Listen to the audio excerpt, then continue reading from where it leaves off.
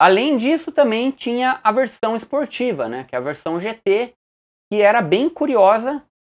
Ele veio, a única vez que veio com essa pintura mais extravagante, assim, que era uma pintura preta no capô e no teto do carro, com 3 faixinhas separando, né, essa parte preta da pintura normal do carro, né, da pintura que era a predominante, e vinham 3 faixinhas coloridas ali, uma laranja, uma vermelha e uma amarela, que dava esse charme pro Corcel GT, mas que nem todas as pessoas gostavam, né? Tanto que um pouco depois, ali já em 1978, né, depois do lançamento, a Ford disponibilizou para o GT uma versão sem essa faixa.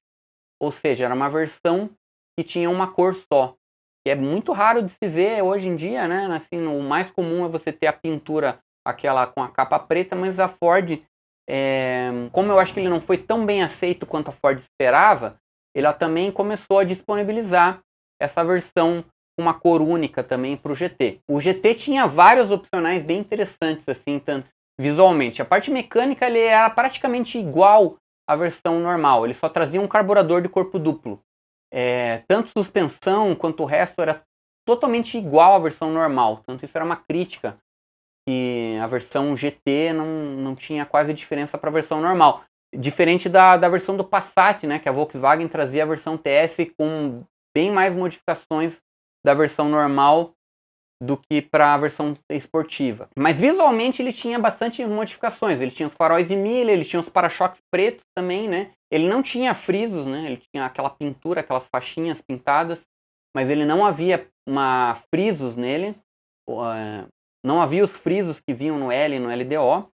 Ele tinha também as rodas, né, pintadas de preto, com a calota exclusiva dele, que tinha a calota prata, escrito GT. Ele vinha os sobrearos também, que são bem característicos dele. A ausência de frisos, né, também, né, porque ele tinha aquele frisozinho no farol ali, né, que contornava o farol e a grade, mas não vinha frisos na janela.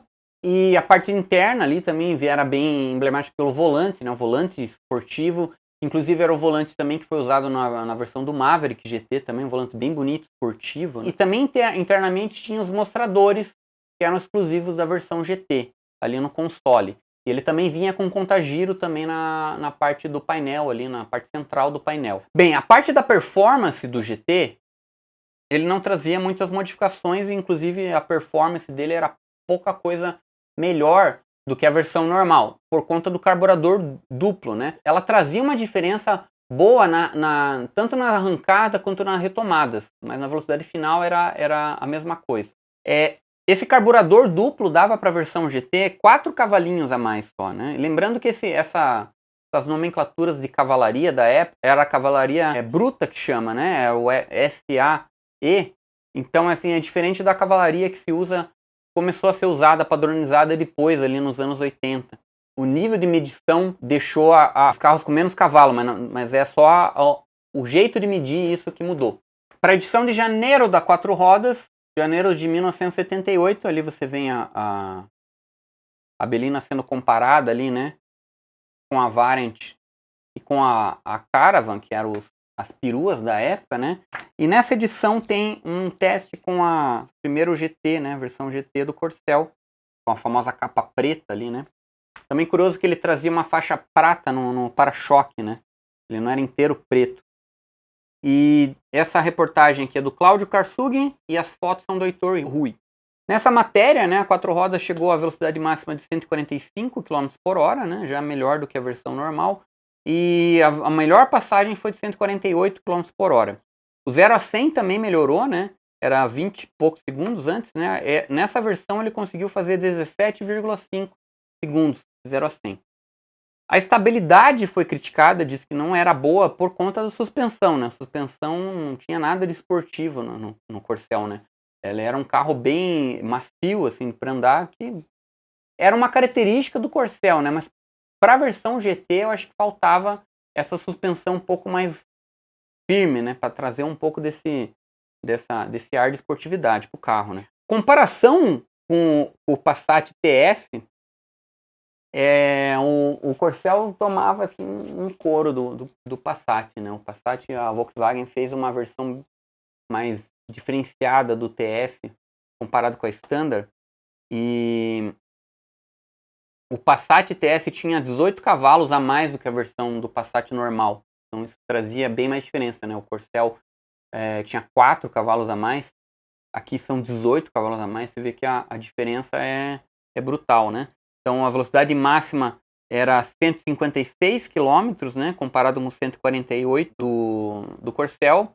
E o 0 a 100 do Passat, ele fazia a versão TS, né? Fazia em 14,8 segundos. Trazia uma performance bem melhor do que o Corcel. E o Passat também conseguia ser mais econômico também. Isso que era o mais curioso, porque o Corcel trabalhava com um giro muito alto. A primeira versão do GT, ela tinha esses problemas, assim, porque o Passat a performance dele era melhor, ele era mais econômico, então, assim, a vantagem do Corcel GT talvez fosse o acabamento, né? Porque sempre da Ford sempre foi uma coisa bem elogiada, né? Sempre foi um acabamento primoroso na época. Então aqui você tem uma matéria também, né? Que era os carros da época, né? Os esportivos médios da época, né? Que eram o Corcel GT, o Passat TS e o Chevette GP. Essa edição da 4 rodas é de abril de 78. E a reportagem é também do Cláudio Karsug e as fotos são do Cláudio Laranjeira. Aqui traz uma linda versão aqui do Corcel GT vermelho. Bonitona essa versão, hein? Beleza, pessoal? Se inscrevam no canal, compartilhem, comentem o que vocês estão achando dos vídeos aí. Compartilhem com os amigos. Se você não gostou, compartilhe com os inimigos também. Valeu, pessoal. Fiquem bem. Um abraço. Até mais.